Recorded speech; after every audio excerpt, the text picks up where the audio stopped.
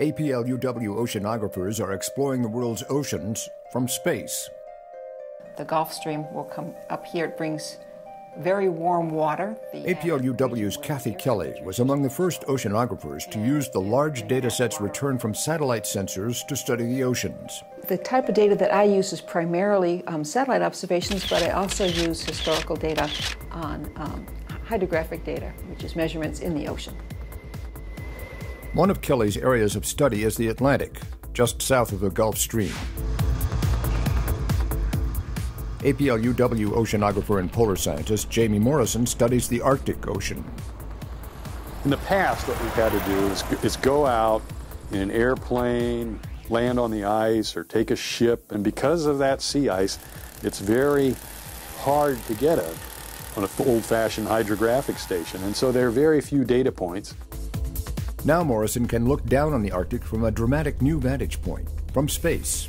Orbiting GRACE and ICESat satellites generate ultra-precise measurements and offer visibility of areas where a few measurements had been taken before. The satellites, their great contribution is that they look over the whole Arctic Ocean.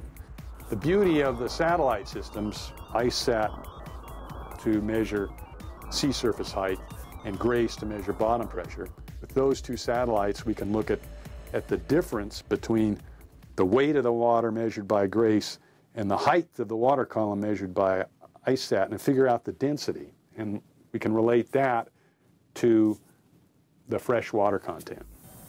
Atmospheric factors, the amount of fresh water in the Arctic Ocean, plus where it circulates, all add up to a kind of global thermostat. So the big change is this shift in freshwater pathways, specifically Eurasian river water.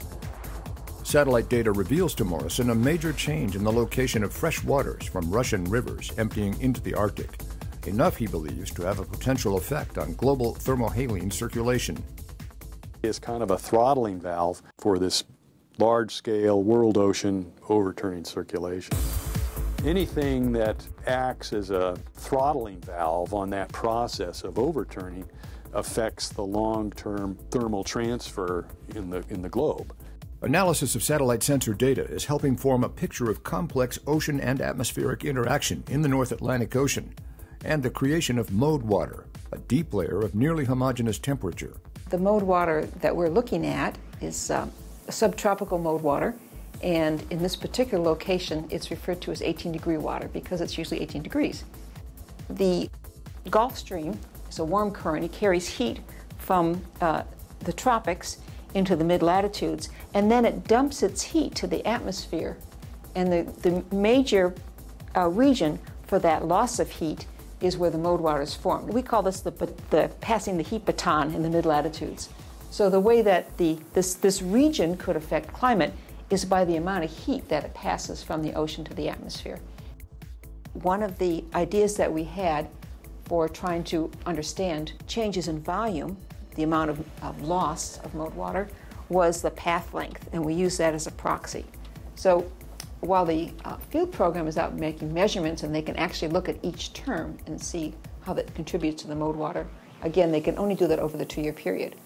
What we do is we look at a 20-year period and we use proxies for these various processes, and then we do a simple model that involves those proxies to see how well we can duplicate the observed volumes. Massive shifts in air and water affecting global climate, now detectable, observable, and measurable in their entirety from space by satellite. It opens up a huge window that was closed before. For more about this topic and other features on APL-UW research, visit www.apl.uw.edu/report/2011. Science at work for you. This is APL, the Applied Physics Laboratory at the University of Washington in Seattle.